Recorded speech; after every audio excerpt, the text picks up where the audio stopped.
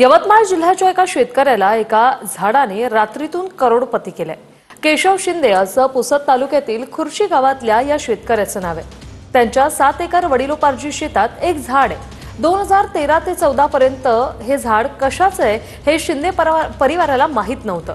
2014 मध्ये झालेल्या रेल्वेच्या सर्वेवेळी हे झाड रक्तचंदनाचं असून त्याचं मूल्य लक्षात आलं।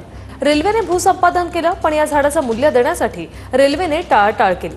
अखेर न्यायालयाने या झाडाच्या मूल्यांकनाच्या मोबदल्यात 1 कोटी रुपये जमा करण्याचे आदेश दिलेत।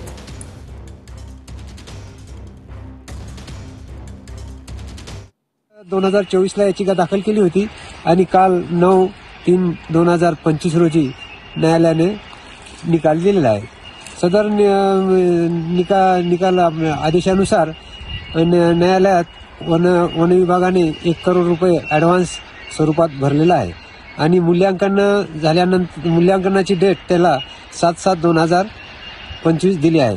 7/7/2025 पर्यंत जर त्यांनी मूल्यांकन नाही दिलं तर उर्वरित 50 लाख रुपये आमच्या खात्यात वळती करणार आहे।